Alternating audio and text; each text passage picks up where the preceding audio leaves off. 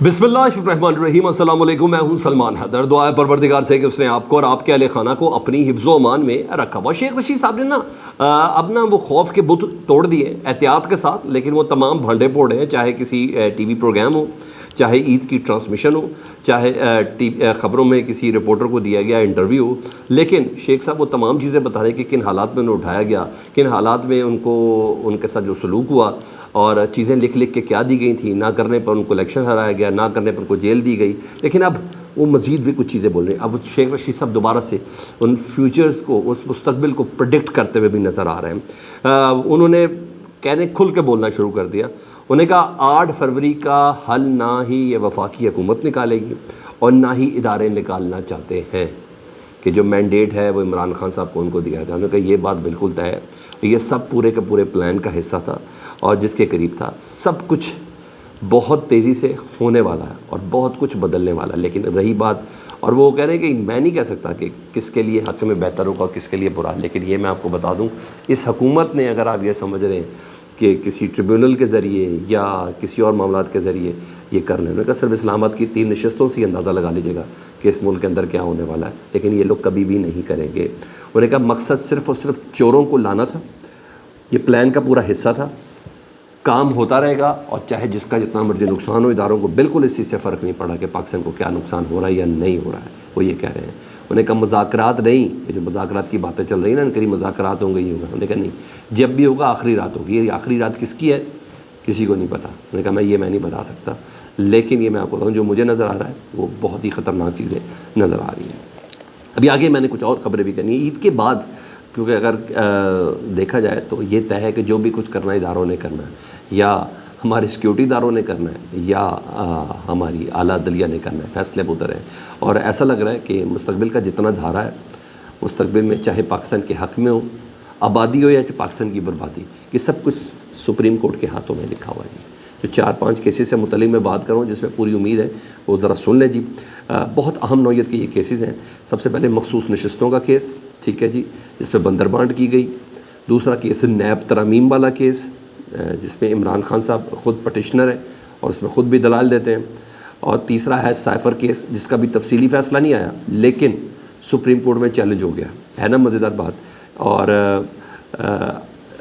ایسا لگ رہا ہے جیسے عید کے بعد یہ تمام چیزیں صورتحال بدلتی نظر آ رہی ہیں نا۔ نیب ترامیم والا کیس جی، اس کا فیصلہ آنا ہے، اور جو پریڈکٹ کیا جا رہا ہے وہ یہ کہا جا رہا ہے کہ عمران خان صاحب نے نیب ترامیم کی مخالفت کی، چاہے اس کے کہ عمران خان صاحب کو اس کا فائدہ ہونا تھا۔ انہوں نے کہا تھا میں خود اس کو میرٹ کے اوپر اپنے تمام کیسز کو دیکھنا چاہتا ہوں، مجھے ترامیم کے ذریعے فائدہ نہیں لینا۔ کہا جا رہا ہے کہ 5-0 سے 5 رکنی بینچ ہے، انہوں نے کہا 5-0 سے اس کا فیصلہ آئے گا۔ جی ہاں، جو کورٹ رپورٹرز ہیں وہ اس کو پریڈکٹ کریں کہ عدالت کے ماحول کو دیکھتے ہوئے کہا جا رہا ہے کہ جو نیب ترمیم کا فیصلہ عمران خان کی مخالفت کے باوجود عمران خان کے حق میں نہیں آئے گا۔ ہاں، ان ترامیم کا عمران خان صاحب کو فائدہ ضرور ہوگا، لیکن مستقبل میں جب عمران خان صاحب انشاءاللہ تعالی حکومت سنبھالیں تو وہ مزید اس قانون کے حوالے سے کچھ سختی کر سکتے ہیں، اس کا شکنجہ کس سکتے ہیں، لیکن اس وقت سپریم کورٹ جو ہے وہ 5-0 سے فیصلہ دینے جا رہی ہے نیب ترمیم کا۔ ان کو ایسا لگتا ہے، کورٹ رپورٹرز کو پریڈکٹ کر رہے ہیں۔ مگر یہ تمام ظاہری باتیں کیسز جو ہیں، کوئی شک نہیں پاکستان کی تاریخ کا یہ دھارا بدلیں گے، اور اس میں بالکل کوئی شک نہیں پاکستان بابر میں پھنسے گا یا اس بھنور سے نکلے گا، یہ سپریم کورٹ نے ہی طے کرنا ہے۔ پیچھے میں آپ کو بتا چکا ہوں کہ اداروں کو نہیں اس چیز سے غرض کہ پاکستان کا نقصان ہوتا ہے یا فائدہ ہوتا ہے، تو دوسرے ادارے کی بات ہم کر رہے ہیں، تو سپریم کورٹ میں یہ معاملہ ہے۔ الیکشن ٹریبونل والا جو کیس ہے، جو لاہور ہائی کورٹ نے 8 ٹریبونلز بحال کیے ہیں، جس کو الیکشن کمیشن نے سپریم کورٹ میں چیلنج کیا 20 تاریخ کو، 2 رکنی بینچ ہے جی، جس نے اس پر سماعت کرنی ہے، جسٹس افغان و چیف جسٹس قاضی فائزہ صاحب کی سربراہی میں۔ اب وہاں الیکشن کمیشن ہے، اس نے چیلنج کیا ہوا ہے، وہ ایک کیس ہے بہت اہم، کیونکہ ٹریبونل کے حق میں فیصلہ آ گیا، پھر آپ کو پتہ ساری چیزیں کیسے بن جانی ہیں، وہ فارم 45-47 کس طرف جا رہے ہیں۔ کہا نا بھی شیخ رشید صاحب نے صرف اسلام آباد کی 3 نشستیں ہی دیکھ لیجیے گا، سب چیزوں کو پتہ چل گا پورے پاکستان میں گمبھیرتا مچائی کس قسم کی گئی ہے۔ تو یہاں یہ چیز ہے، مخصوص نشستوں والا کیس، جس میں پاکستان تحریک انصاف کی مخصوص نشستوں کی بندربانٹ کی گئی، نون لیگ کو دی گئی، JUI کو دی گئی، MQM کو دی گئی، پیپلز پارٹی کو دی گئی، اور MQM کو دی گئی۔ تو یہ ایک بڑا اہم کیس ہے، اور اس کیس سے متعلق کہا جا رہا ہے کہ یہ ہوگا نہیں، کہ یہ طے ہو چکا ہے کہ تمام نشستیں واپس لے لی جائیں گی، نہ پیپلز پارٹی کو دیں گے، نہ نون لیگ ہوگی، نہ ایم کیو ایم اور نہ ہی جے یو آئی۔ اب فیصلہ یہ ہونا ہے کہ مخصوص نشستیں پی ٹی آئی کو ملتی ہیں یا سنی اتحاد کونسل کو ملتی ہیں، اور قریب الامکان یہ ہے کہ اگر تصفیہ کی طرف بڑھے گی سپریم کورٹ تو دوبارہ سے 3 دن کا وقت دے گی ان تمام اراکین کو جو ٹیکنیکلی آزاد حیثیت میں لیکن پاکستان تحریک انصاف کی سپورٹ سے جیتے تھے، کہ 3 دن کا 3 دن کا وقت ہونا، 3 دن کے اندر اندر آپ کو کسی پارٹی کے ساتھ ایفیلیٹ ہونا ہے، تو وہ ایفیلیٹ ہو کے بتائیں گے کہ ہم پی ٹی آئی کے ساتھ ایفیلیٹ ہونا چاہیے، کہ سنی اتحاد کونسل کو الیکشن کمیشن نے پارلیمانی جماعت ڈکلیئر کر دیا ہے، ٹھیک ہے جی، پھر وہ تمام فیصلہ ہوگا۔ تو یہ ایک فیصلہ ہے جس سے متعلق میں نے آپ کو بتاؤں کہ یہ ہونا ہے۔ دوسرا، ہمارے عظیم 2 پارلیمنٹیرینز ہیں، ایک مصطفیٰ کمال اور فیصل واڈا صاحب، ایک نے غیر مشروط معافی مانگی، دوسرا کہتا ہے نہیں میں آپ ہی بڑا کافی ہے۔ یہاں فیصل واڈا صاحب جو فوجی بوٹ بھی لے کے آتے تھے نا پروگرام میں کہ اس بوٹ کے نیچے ہونے کے باوجود ہم آزاد ہیں، وہ یہی کہتے ہیں نا، تو وہ والا جو معاملہ ہے نا، فیصل واڈا صاحب انہوں نے معافی مانگی نہیں تھی، ان کو ٹائم دیا گیا تھا، اور جس نے معافی مانگی تھی مصطفیٰ کمال، اس کو سپریم کورٹ نے معاف نہیں کیا تھا۔ کہا جا رہا ہے کہ دونوں نہیں بچ سکیں گے، یہ دانتوں میں پیسے جائیں گے سپریم کورٹ کے، ان دونوں کی توہین عدالت کی کارروائی بھی ان کو سزا بھی ہوگی، یہ نااہل بھی ہوں گے غیر مشروط معافی کے باوجود۔ رہی بات سائفر کیس، اس کو ایف آئی اے نے اور وزارت داخلہ نے اس کو چیلنج کیا ہے سپریم کورٹ میں، حالانکہ بھی تفصیلی فیصلہ ہائی کورٹ کا نہیں آیا، حالانکہ اتنا بھونڈا طریقہ ہے، انہوں نے اسلام آباد ہائی کورٹ کو بھی چیلنج کیا تھا کہ اسلام آباد ہائی کورٹ کو چاہیے تھا کہ فیصلہ دینے کی بجائے اس کو ریمانڈ بیک کرتا، تو یہ خود سپریم کورٹ کیا کرنے گئے ہیں، اوپر والی عدالت میں چیلنج کرنے گئے، حالانکہ سپریم کورٹ اپنے ماضی کے فیصلوں میں کہہ چکی ہے کہ اس سٹیج پر وقت ضائع نہیں ہو سکتا، اس کو ریمانڈ بیک میں دیں، یہ ماضی کے کیسز میں ہوا، اور سپریم کورٹ نے سیفر کیس میں باقاعدہ طور پر ضمانت بھی دی ہوئی ہے عمران خان صاحب کی، تو یہاں کوئی ایسا چکر ہی نہیں ہے کہ عمران خان صاحب کے خلاف یہ کوئی فیصلہ ہو جائے یا پی ٹی اے کے خلاف فیصلہ ہو جائے، تو اب یہاں یہ معاملہ ہے کیونکہ ضمانت پہلے دی ہوئی ہے۔ ادھر سیفر کیس میں بڑا مزہ ہے، قاضی صاحب سیفر منگوا لیں، آپ سیفر کیسے لے کے آئیں گے، کون لے کے آئے گا، یہ بڑا مشکل کام ہے، آئے گا تو پھر سب کچھ کھول کے سامنے آ جائے گا، وہ مشکل نہیں ہے کہ بھائی کس چکر میں کس کاغذ پہ ڈیمارش کیا تھا، کوئی کاغذ کا ٹکڑا تو منگوا سکتے ہیں نا قاضی صاحب، بڑا مشکل ہو گیا ادھر، اور بہرحال باقی آ گیا دوسری چیزیں، اب دیکھتے ہیں کیا ہوتا ہے، کہ نیب اپیل کا تو عمران خان صاحب خود گئے نے، اور نیب اپیل پہ ہی کے دوران ہی انہوں نے کہا تھا سیفر کیس پہ عمران خان صاحب بات نہیں کرنی ہے آپ نے، کیونکہ یہ سپریم کورٹ میں آ سکتا ہے اپیل کے لیے، یاد ہوگا نا آپ کو، جی ہاں، تو یہ بڑی انٹرسٹنگ چیز ہے کہ